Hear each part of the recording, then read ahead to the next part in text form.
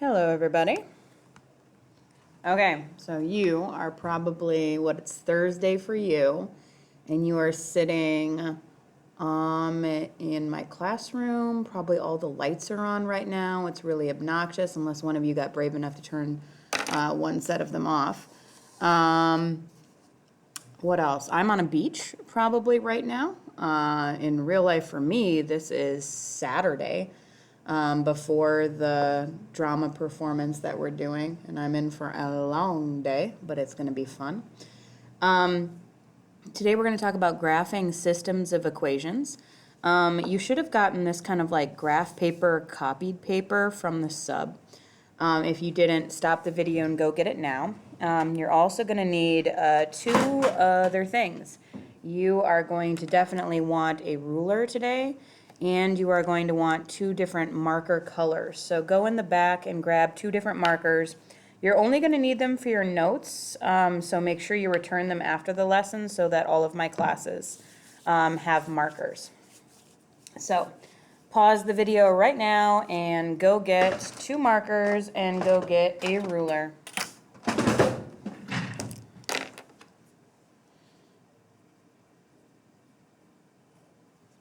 Okay, we are going to do 3 examples today, and this is actually going to be day 1 of this lesson. Day 2 will happen on Monday when I'm back, and there will be 2 equations that you're going to write down.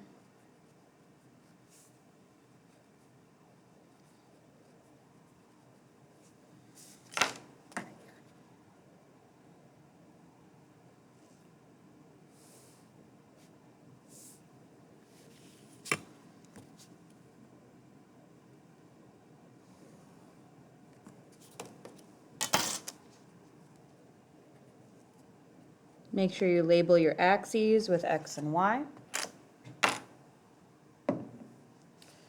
Remember, I'm going to go pretty fast through this video, so you can pause at any point where you need to catch up on writing things or drawing things or whatever you need. So, this lesson is all about systems of equations. And systems of equations is when you graph or you have 2 equations at the same time, and you're trying to find a point that would be on both lines. So it's basically where 2 lines cross, and we're trying to find out where they cross. So there are many different ways to solve these equations. Some are just with algebra, which we'll be learning next week. But right now we're trying it with graphing. And so we're going to graph 2 lines and see where they cross. So I'm going to start with this one right here. And it's just my normal color pen. I'm going to start with the y-intercept, which is right there. That's 1, and put a dot on 1. And then this is my slope, -3 over here. I'm going to make it -3 over 1, so it's easier to figure out with rise over run. I'm going to go down 3 over 1, down 3 over 1, and then on the other side, up 3 over 1. It's actually important that you get more than 2 dots, so get a few dots going on your line. You want this to be really specific because we are going to see where these 2 lines cross. Okay. Now, the second line has a y-intercept of -3, and if you have a hard time seeing that, make it plus a -3, and that'll make it more obvious. So start at, let's see, -3, and then there's nothing in front of this x, so I'm going to assume that that's a 1 over 1. And I'm going to go up 1 over 1, up 1 over 1, and so on. And draw that line in too.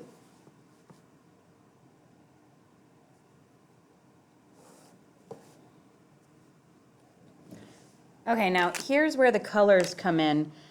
You can do this if you wish. You definitely have to do it in your notes. In fact, I told the sub to keep an eye on you to see if you actually go get colors. So if you look around the room right now and somebody does not have colors because they're not doing their job, they're probably about to get yelled at by the sub, or at least talked to, hopefully. But you don't have to do this in your homework. You can if you want. I think it makes it a little easier to understand. So it gets kind of confusing when you have so many equations, so many lines. It starts to just look like a jumbled mess, especially if you tilt your paper. It doesn't even look like axes anymore, especially if you don't write the x and y. Make sure you write the x and y. That really helps.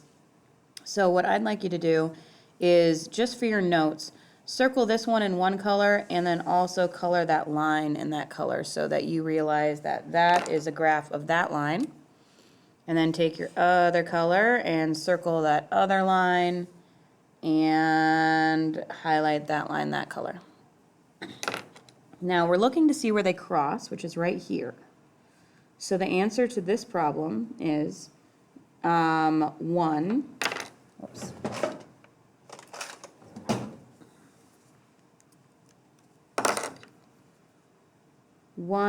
comma, -2. That's the x is 1 and the y is at -2. So the answer to this problem is 1, -2. All right, the second one is going to be the one that you're going to try by yourself.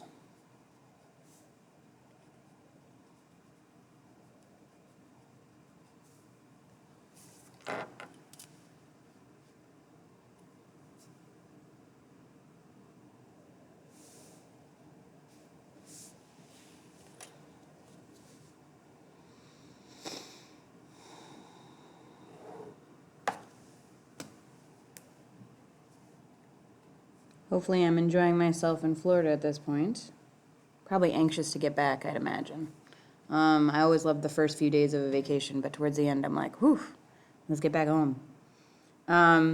Okay, so you're going to try this problem when you're ready by yourself. So pause the video and try it yourself. The worst thing you do is you make a mistake and then you fix it and it's no big deal. All right, so pause. As in, like, actually pause the video. Why are you still watching the video? Pause it. Okay, I'm assuming you paused. All right, so first I'm going to do this top line, this x plus 4. That means I have a y-intercept of 4. I'm going to make that 1 over 1. So it's going up 1 over 1, up 1 over 1, and so on.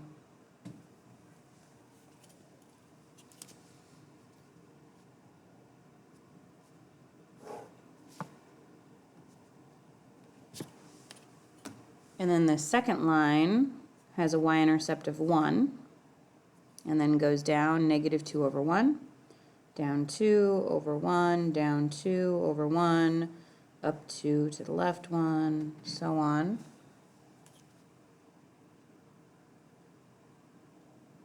All of your homework questions will cross at one point.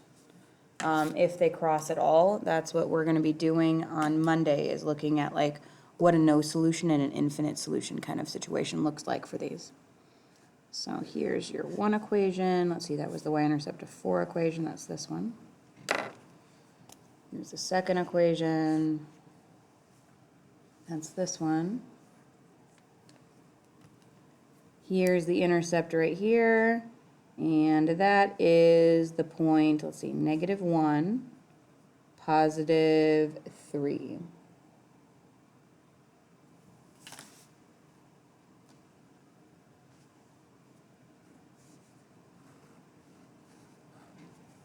Okay. Last example, you're almost there.